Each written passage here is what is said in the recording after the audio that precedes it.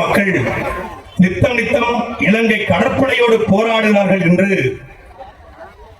நாம் ஆர்ப்பாட்டத்தை நிகழ்த்துகிறோம். பேசிய எல்லோரும் சொன்னது மீனவர் பிரச்சனைக்கான ஒரே தீர்வு கச்சத்தீவை மீட்பது. கச்சத்தீவு எப்போது கொடுக்கப்பட்டது, யாரால் கொடுக்கப்பட்டது, கொடுக்கும் போது கக்கத்தில் கை வச்சு கொண்டு யார் படுத்திருந்தா என்று எல்லோரும் விளாவரியாக நாம் படாம பேசுறோம். கொடுத்துட்டோம், கொடுத்ததுதான், கொடுத்தா திருப்பி எடுக்கலாம். 1974 கொடுக்கப்பட்டது, கிட்டத்தட்ட 50 வருஷம் ஆகுது. இந்த 50 வருஷத்துல 1974 பிறகு தமிழ்நாட்டில் 13 நாடாளுமன்ற தேர்தல் நடந்திருக்கு. 507 பாராளுமன்ற உறுப்பினர்கள் தேர்ந்தெடுக்கப்பட்டிருக்காங்க. இதே ராமநாதபுரத்திலிருந்து 13 பாராளுமன்ற உறுப்பினர்கள் இந்தியாவுடைய பாராளுமன்றத்தை அலங்கரிச்சிருக்காங்க. நான் கேட்கிறேன், 507 பாராளுமன்ற உறுப்பினர்கள் 13 பாராளுமன்ற தேர்தலில் குடுங்கி ஜெயிச்சு என்ன பண்ணீங்க? 1974 பிறகு 2024 வரைக்கும் இந்த பாராளுமன்றத்தில் கச்சத்தீவு குறித்து பேசிய ஒரே மகன் தேவர் தந்த தேவர் உறங்கா புலி எங்களுடைய ஐயா மூக்கையா தேவர் மட்டும்தான். இது என்ன உங்கள் அப்பனுக்கு சொத்தா நீங்கள் பூதானம் எடுத்து கொடுப்பதற்கு? வடக்கே நிலத்தை கொடுத்தது போல உங்கள் காருக்கு அடியில் எடுத்து கொடுப்பீர்களா? என் பாட்டன் சேதுபதியுடைய நிலத்தை கொடுப்பதற்கு உங்களுக்கு என்ன உரிமை இருக்கிறது என்று முழங்கிய மூக்கையா தேவருக்கு பிறகு வேற எவனும் ஆம்பள பாராளுமன்றத்துக்குள்ள போகல. ஆம்பளை பெண்களை சொல்ல, ஆண்மையுள்ள எவனும் போகல. ஏன் எந்த ஆண்மை உள்ளவர்களுக்கு நம்ம வாக்கு போடல? தம்பி மணிகண்டன் கூட சொன்னாங்க, ஐயா கூட சொன்னாங்க, மீனவர்களுக்காக நாங்கள் பேசிய விட அண்ணன் சீமான் பேசினாரு. என் மீனவனை தொட்டால் சிங்கள மாணவனை தூக்க வேண்டாம் பேசிய ஒரே தலைவர் எங்க அண்ணன் சீமான். ஓட்டு போட்டியில திருவொற்றியூர்ல, ஓட்டு போட்டியில கடலூர்ல இல்ல, புறக்கணித்தார்கள். மீண்டும் மீண்டும் நான் ஆட்சிக்கு வந்தால் நெய்தல் படை கட்டுவேன் என்று அறிவித்தார். நெய்தல் படலாம் சீமானால கட்ட முடியுமா? அவர் என்ன பெரிய அதிபரா? மனசுல பெரிய ஜனாதிபதி நடப்பா? கிண்டல். சிங்க ராணுவம் தலையை சொரியதுக்கு கை தூக்கினா கூட நெய்தல் பட சுத்தமா எப்படிப்பா சாத்தியம்? அவர்கள் தனிநாட்டு அதிபரா? நாங்க நெய்தல் படைன்னு சொன்னா சுடுக்குது, நெய்தல் மீட்சி இயக்கம்னு சொன்னா இனிக்குது. உனக்கு வந்தா ரத்தம், எனக்கு வந்தா தக்காளி சட்னி மாமாட்ட. நெய்தல் மீட்சி இயக்கம் அண்ணன் கூட என்ன சொன்னாங்க, தம்பி நெய்தல் மீட்சி இயக்கம் யார்கிட்ட மீட்க போறாங்க? யாரா கொடுத்தது? அவங்க தான் கொடுத்தது. எதை மீட்க போறாங்க? பவள பாறைகளை, கடல் இருக்கக்கூடிய கடல்சார் உயிரினங்களை. ஏண்டா 800 மீனவன் செத்துருக்கான், அது உங்க கண்ணுக்கு தெரியல? வடிவேல் ஒரு படத்துல சொல்வாரு, ஏண்டாங்க மாடு செத்துக்கு உங்க கண்ணுக்கு தெரியல, ஆடு செத்துக்கு உங்க கண்ணுக்கு தெரியல, மீன் செத்துக்கு உங்க கண்ணுக்கு தெரியல, இதோட ஈ செத்துக்கு உங்க கண்ணுக்கு தெரியலடா. இன்னைக்கு தமிழ்நாட்டுடைய முதலமைச்சர் ஸ்டாலின் அவர்கள் தொகுதி மது சீரமைப்பை கண்டித்து என்று அனைத்து கட்சிகள், அதாவது இந்தியா முழுக்கூடிய 7 மாநில தலைவர்களை அழைத்து கூட்டம் போடுறாங்க. தொகுதி விரிவாக்கத்திற்காக தமிழ்நாடு முதலமைச்சர் கூட்டம் போடுறாரு. இந்தியாவுடைய விரிவாக்கத்திற்காக எங்கள் சீமான் கூட்டம் போட்டு இருக்காரு. இந்திய விரிவாக்கம் என்றால் கச்சத்தீவை மீட்டு இந்தியாவுடைய இணைக்கிற இந்திய விரிவாக்கத்திற்காக, இந்தியாவின் எல்லை விரிவாக்கத்திற்காக கூட்டம். இது நீ பெரியாளா நாங்க பெரியாளா? முல்லை பெரியாறு தண்ணி தெரியல, அது உங்க கண்ணுக்கு தெரியல. பக்கத்துல இருக்க பினராயி விஜயன் ஹெட்செட் போட்டு கொடுத்து நீங்க பேசுறத மலையாளத்துல டிரான்ஸ்லேட் பண்ணீங்களே, அப்படி மலையாளத்துல என்ன சேட்டா கேரளா தண்ணி கொஞ்சம் கொடுக்கணும் அப்படின்னு பேச வேண்டியதானே? கொஞ்சம் தண்ணி சரி வேணும்னு பேச வேண்டியதானே? அங்கே டி.கே. சிவகுமார் வந்திருக்காரு. டி.கே. சிவகுமார் தொகுதி விரிவாக்கத்திற்கு சிகப்பு கம்பளம் வரவேற்பு கொடுத்து ஏர்போர்ட்ல துப்பாக்கி என்ற காவலை வைத்து டி.கே. சிவகுமார் அழைத்து வந்த தமிழ்நாடு முதலமைச்சர் மரியாதைக்குரிய அப்பா அப்பா பேசாதீங்க. அப்பா கொஞ்சம் டி.கே. சிவகுமார், நீங்க உண்மையிலேயே சோத்துல உப்பு போட்டு சாப்பிடுறதா இருந்தா, தூத்துக்குடி உப்பு போட்டு சாப்பிடுறதா இருந்தா, காவிரில தண்ணி கொஞ்சம் தாங்கன்னு கேளுங்களேன். கேட்கலாம். காவிரி பிரச்சனைக்கு தீர்வு இல்ல, முல்லை பெரியாற்றுக்கு தீர்வு இல்ல. இங்க நம்ம மீனவருக்காக போராடுறோம், அங்க அண்ணா யூனிவர்சிட்டிக்கு போராடுறான், அந்த பக்கம் ஜவஹர் அலி புதுக்கோட்டை வெட்டி கொலை செய்யப்பட்டிருக்காரு, மக்கள் போராடிட்டு இருக்கான். திருநெல்வேலி டவுன்ல ஜாகிர் கொலை செய்யப்பட்டிருக்காரு, மக்கள் போராடிட்டு இருக்கான். நாடு முழுக்க பாலியல் வன்கொடுமைகள் மக்கள் போராடிட்டு இருக்கான். ஜாக்டோஜியோ ஆசிரியர் பெருமக்கள் போராடிட்டு இருக்கான். மீனவ கூட்டம் போராடுது, மாணவ கூட்டம் போராடுது, மின்சார ஊழியர்கள் போர்மேன் போராடிட்டு இருக்கான். 2013 டெக் தேர்வில் ஆசிரியர் போராடுறான். நாடு முழுக்க போராட்டம். அவரே சொல்றாரு 1 லட்சம் ஜனநாயகம். திருப்பி அவரே சொல்றாரு, சாலை எங்கும் சென்ற ஆக சாலைகள் வந்தா சென்ற எல்லா சாலைகள்லயும் மக்களுடைய கைகள்ல வடுக்கள் இல்ல, மக்களுடைய முகத்துல மகிழ்ச்சி இருக்கிறது. மக்களின் கையில் மனுக்கள் இல்லையா, மகிழ்ச்சி இருக்குதா? அப்படி என்னது? Hello mister excuse me Kulasekaran Sun TV, கொஞ்சம் ஜூம் பண்ணி ஐயாவுக்கு போட்டு காட்டுங்க. Hello mister Thanthi TV Hariharan please excuse me Karthigai Selvan News 18 Tamil Nadu, கொஞ்சம் ஜூம் பண்ணி கொண்டு காட்டுங்க. காட்டுங்க கொஞ்சம். எதுவுமே தெரியலங்க. ஏன் தெரியலன்னு கேட்டா அவரே சொல்றாரு. ஆனா பாருங்களேன், திமுக காரங்கிற மாதிரி புழைக்க தெரிஞ்ச உலகத்துல கிடையாது. தெரிஞ்சிருச்சு. சீமான் ஒரு வழக்கா போர் கணக்கா போறாப்ல. இதுவரைக்கும் சாதியாக தெரிந்து கொண்டிருந்த தமிழ் சமூகத்தை இணைத்துக் கொண்டிருக்கிறார். இதுவரைக்கும் 13 அமைப்பு வந்திருக்கு. இன்னும் ஓராண்டு காலத்தில் ஒட்டுமொத்த தமிழ் அமைப்பு ஒருங்கிணைச்சிருவாரு. ஒரு பெரிய தமிழ் தேசிய கூட்டம் எழுந்துகிட்டு இருக்கு. 2026 பிறகு நம்ம குழைக்க முடியாது, இந்த வண்டியை உருட்ட முடியாது தெரிஞ்ச உடனே எனக்கு போட்டியா யூடியூப் சேனல் தொடங்கிட்டாங்க. என்ன பாத்தீங்களா? கிரீன் மேட்டை போட்டுக்கிட்டு ஸ்டாலின் ஒரு கண்ணாடி. அவடா என்ன சொல்ற அப்படின்னா, என்ன கேள்வி கேள்வி பதில் நல்லா இருக்கியா? இந்த பொழப்பு நல்லா இருக்கு ஐயா. நல்ல ரெவென்யூ வருமியா? நான் கூட சப்ஸ்கிரைப் பண்ணிருக்கேன் உங்க சேனலை. உங்க கட்சிக்கார மனம் நான் பண்ணிருக்கேன். ஏன்னா எம்கே ஸ்டாலின் பேஜ்ல லைவ் போதுங்க. ஒய்எம்சி தெருல பேசிட்டு இருக்க லைவ் போகுது. 47 பேர் பாக்குறேன். 48 நானு.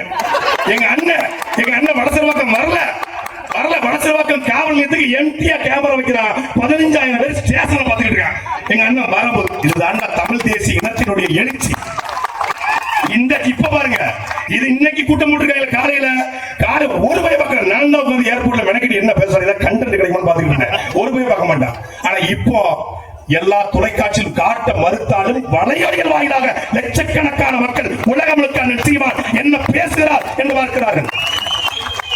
ஒரு முக்கியமான பிரச்சனை, ஆண்டு ஒன்றுக்கு 7,000 கோடி தமிழ்நாட்டில் இருந்து மட்டும் அந்நிய செலாவணியை ஈட்டிக் கொடுக்கிற மீனவ சமூகம். இந்தியாவில் கிட்டத்தட்ட 7 லட்சம் டன் மீன்கள் பிடிக்கப்படுகிறது. அதில் அதிகமாக தமிழ்நாட்டில் இருந்து 1,10,000 டன் மீன்கள் இந்தியாவிலிருந்து பிடித்து வெளிநாடுகளுக்கு ஏற்றுமதி செய்யப்படுகிறது. கலைப்பேரசு வைரமுத்து சொல்வார், பூமத்திய ரேகையின் மையக்கோடு பற்றி சென்றவர்கள், ஆனால் வறுமை கோட்டுக்கு கீழே வாழக்கூடியவர்கள் எங்கள் மீனவர்கள் என்று. மீனவருடைய வாழ்வாதாரம் என்று நடுத்தெருவில் நிற்கிறது.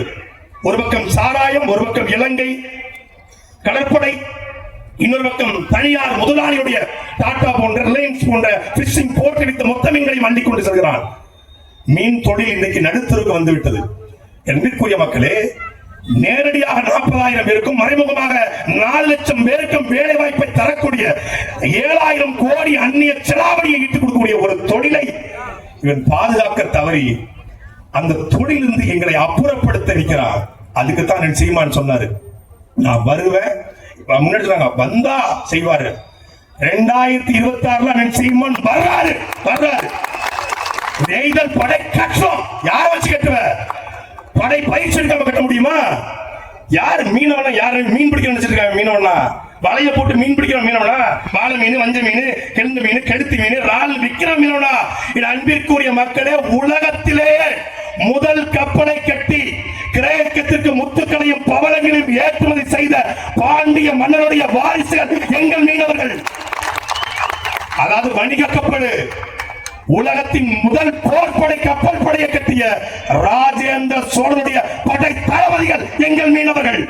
கடல்ல எந்த இடத்துல என்ன நடக்கும், இந்த நாட்டில இருந்து அங்க போறதுக்கு இப்ப என்ன ஜிபிஎஸ் கருவி, ஜிபிஆர்எஸ் எல்லாம் வந்துச்சு. இதெல்லாம் வரதுக்கு 5000 வருஷத்துக்கு முன்னாடியே இந்த கடலை கட்டாம் தரை போல பயன்படுத்தியவர்கள் எங்கள் மீனவர்கள். அவனுக்கு மரபணுக்குள்ளே வீரம் இருக்கு. எப்படி சீமானுடைய மரபணுக்குள்ள எங்களுடைய மரபணுக்குள்ள வீரம் இருக்கிறதோ, அப்படி மீனவனுடைய மரபணுக்குள்ள வீரம் இருக்கு. மீனவனை தூக்கி கொடுத்தா துப்பாக்கிய தன்னால அவன் சுடுவான். ஏன்னா அது வாழேந்திய கை, வேலேந்திய கை, அதுக்கு துப்பாக்கி எப்படி சுடணும்னு தெரியும். சுட தெரியலையா? சுட சொல்லிக் கொடுக்க ஆட்கள் பத்திரமாக அங்கங்க இருக்காங்க. ஏன்னா AK-74 வரை பயன்படுத்திய கூட்டத்தினுடைய ஆட்கள் நாம. அதனால அதை பத்தி கவலைப்பட தேவையில்லை. மீனவ தலையில இங்கே இலங்கை சிங்கள ராணுவம் தலையில பேனை சொல்வதற்கு தலையை கையை தூக்கினால் கூட சுடுவதற்கு உத்தரவக்கூடிய ஒரு தலைவன் வரணும். இளந்தாமரை மாநாடு நடத்தி 54 இன்ச்சு மார்பை காட்டி ஐயா அவர்கள் சொன்னாங்க, குஜராத்திய மீனவர்கள் பாகிஸ்தானுடைய ராணுவத்தால் சுட்டுக் கொலை செய்யப்படுகிறார்கள். தமிழ்நாட்டினுடைய மீனவர்கள் இலங்கை கடற்படையால் சுட்டுக் கொலை செய்யப்படுகிறார்கள். ஒரு ஆண்மையற்ற காங்கிரஸ் அரசு ஆண்டு கொண்டிருக்கிறது. எப்ப 2013 திருச்சியில மாநாடு போட்டு மரியாதைக்குரிய பாரத பிரதமர் 54 இன்ச்சு கொஞ்சம் சுருங்கி 33 இன்ச்சா மாறிடுச்சு. நான் வந்தா இலங்கை மீனவர்கள் தமிழ்நாட்டு மீனவர்கள் பாதுகாக்கப்படுவாங்க என்று சொன்னார். வந்து கிட்டத்தட்ட 11 வருஷம் ஆச்சு. 3வது ஆட்சி அமைச்சிட்டாங்க. என்னாச்சு? இவங்க ஆட்சி வந்து சுட்டுக் கொள்றான். ஏன்னா நோக்கம் கிடையாது. அவன் தமிழ் மீனவன் பாக்குறான், தமிழன் பாக்குறான். இந்திய மீனவனாக எழுதுவதும் கிடையாது, கருதுவதும் கிடையாது. அப்ப அதுக்கு யார் தேவை? ஒரு தமிழன் தேவை. உணர்வோடு ரத்தத்தோடு கலந்த ஒரு தமிழன். அண்ணன் அலங்காரம் சொன்னாங்கல்ல, அண்ணன் சீமான் வந்து பேசுறது பார்த்துட்டு இது குடும்பம் அப்படின்னு. நாம் தமிழர் கட்சியில இருக்கக்கூடிய ஒவ்வொருத்தரையும் அண்ணன் தம்பியாக, மாமா மச்சாலாக, அக்கா தங்கச்சியாக பார்க்கிற ஒரே தலைவர் அண்ணன் சீமான் மட்டும்தான். நீ எந்த தலைவன் எடுத்துக்கோங்க, எந்த தலைவனையும் அண்ணனுக்கு கூட சொல்ல ஸ்டாலின் மறுநாளே சீட்டுக்காளி இல்ல மாமானுக்கு கூப்பிடுங்க. இப்ப அண்ணனுக்கு கூட அப்பானுக்கு கூப்பிட அவரு ஒரு வீட்டுக்கு மீன் கூட போட்டுருந்தாங்க. நான் அப்பானு கூப்பிட சொல்ல தப்பா போச்சு. அப்பா எப்பப்பா சொத்த பிரிச்சு தருவேன்னு கேக்குறாங்க. எந்த அப்பன் பிள்ளைகளை பிடிக்க வைப்பான்? 1000 கோடி ரூபாய் டாஸ்மாக்ல ஊழலுங்க. எதற்குமே வழக்கு தொடுக்காத இந்த தமிழ்நாடு அரசு அவசரமா உயர்நீதிமன்றத்தில் வழக்கு போடுது. நான் கூட ஊழலே பண்ணலன்னு சொல்லி வழக்கு போட போறீங்கன்னு பார்த்தா எதுக்கு வழக்கு? அமலாக்கத்துறை சோதனைக்கு வரக்கூடாதுன்னு சொல்லல, சொல்லிட்டு வாங்கன்னு சொல்றோம். கவனிச்சீங்களா?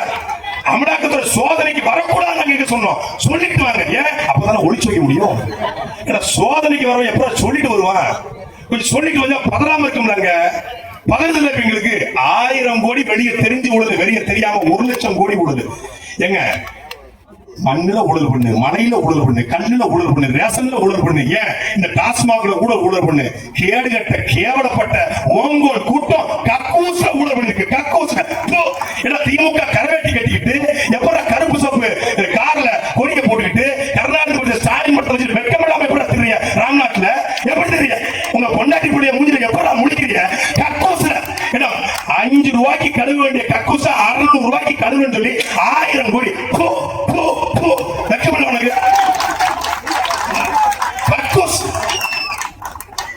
நாரி போன ஆட்சியருக்கு 4 ஆண்டு சாட்சிக்கிற மாதிரி ஒரு கேடுகட்ட ஆட்சியை கொடுத்து விட்டு எந்த கப்படு குறை சொல்ல முடியாது, புடுங்க முடியும்.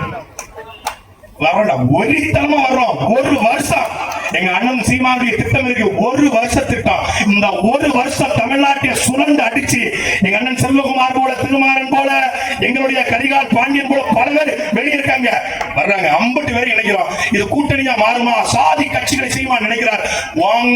ஓசூர்ல இருந்து வந்தா கவுடான்னு நீ கேப்ப, அது சாதி வெறி கிடையாது. சாதி பார்த்து சீட்டு கொடுப்ப, அது சாதி வெறி கிடையாது. இது சாதி வெறியா? சாதி கட்சியோட கூட்டணியா?